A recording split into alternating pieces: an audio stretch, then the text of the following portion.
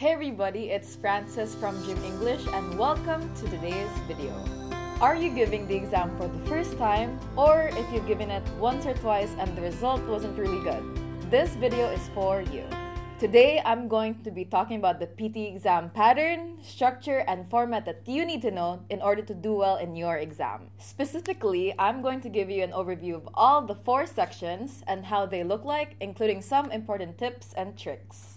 So as you can see on my screen, you can see speaking, writing, reading, and listening. And that is how the order of the test goes. The first one is going to be speaking, and speaking is the most important one. And the main reason why is because it gives you more marks than some of the other sections. So if you're really struggling in speaking, you might be struggling more also in listening and reading.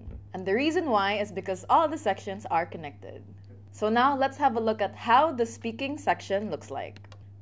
The first task in speaking would be your read aloud. So as you can see from the screen, you have some time to prepare, and once this time is over, you just have to read the text to the computer, and once you're done, click next. So the next task in speaking would be your repeat sentence. So have a look here.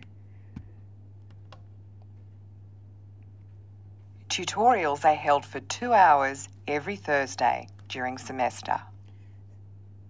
So once the audio is done, all you have to do is repeat the sentence as is. So here's the first tip.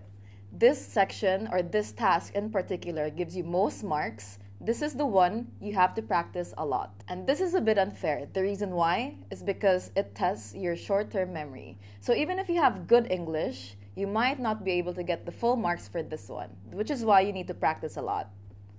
So the next task in speaking is your describe image. What you need to do here is you're given time to prepare, and of course, after the time ends, you just have to describe the image. Tip number 2 would be to always speak continuously. That means no pauses when you are recording. So the next section after your describe image would be your retell lecture. So let's have a look at how retell lecture looks like. There once was a time in American history. So your task here is to write down notes from the lecture. And once that is done, you just have to relay your notes back to the computer. And click. And the last question for your speaking section would be your answer short questions. So let's have a look at how one answer short question looks like. How would most people travel to work each day in big cities like Hong Kong, Tokyo, and New York? And once you're done answering this question, you just have to click next right away. The next section is going to be your writing section, and by far this is the most easiest section among all 4. So you only have 2 tasks. The first one would be your summarize written text, and the second one would be your essay. So in summarize written text, you're given 10 minutes to read the whole text, and you've got 10 minutes in total to read the whole text and write a 1-sentence summary. So my next tip for today would be not to spend your whole time or too much time reading the text or trying to understand it, because some people, they waste so much time reading and trying to understand the text, but they lose time to write an actual summary, which is your actual task for this. So your next task for writing would be to write an essay.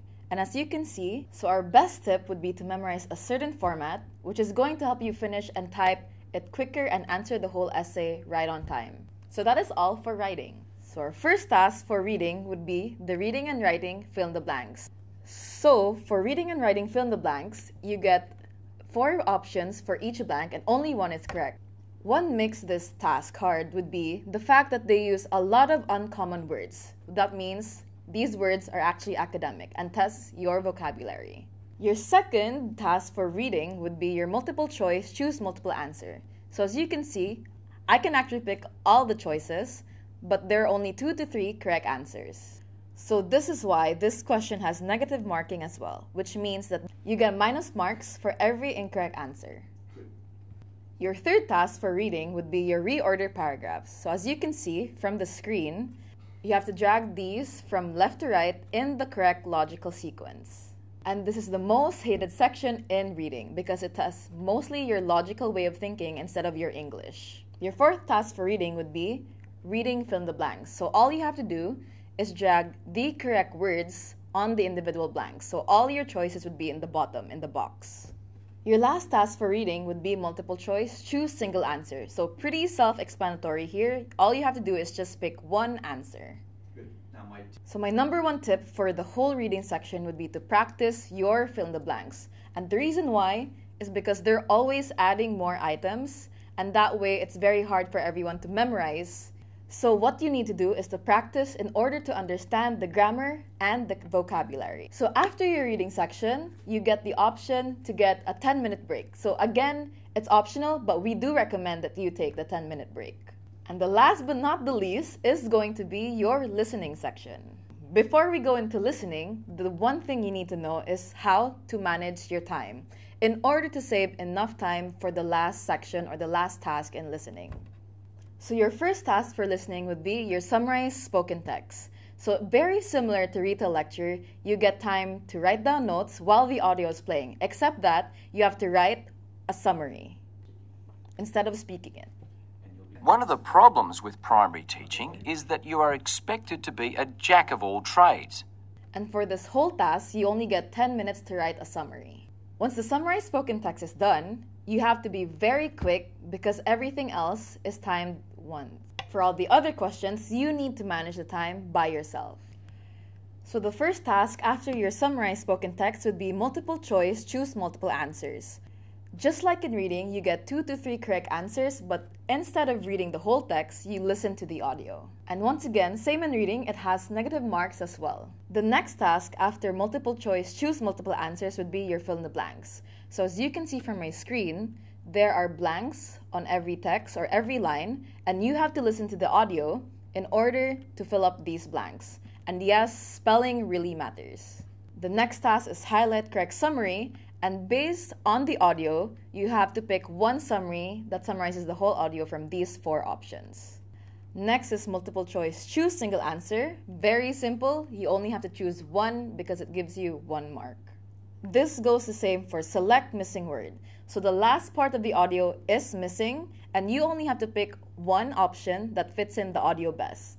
The next tip would be not to spend so much time on these 2 tasks that I just mentioned. So your next task could be your highlight incorrect words. So as you can see, I can click as much words as I want, but the only thing here to remember is that it has negative markings, so you can't just guess as you go. So anytime the word from the audio is different from what's here on the text, you just have to click. So on average, this question has 3 to 7 incorrect words. And the last but not the least question in your whole text would be your write from dictation. This is the most important question from the whole exam. This one actually makes or breaks your score. It doesn't matter how well you have performed up to this point, but if you haven't done this correctly, you have to prepare your card to book your next exam. So this is how it will look like. 3 of the students were confused by the key hypothesis. You can only listen to the sentence 1 time, and you have to write it exactly as it is.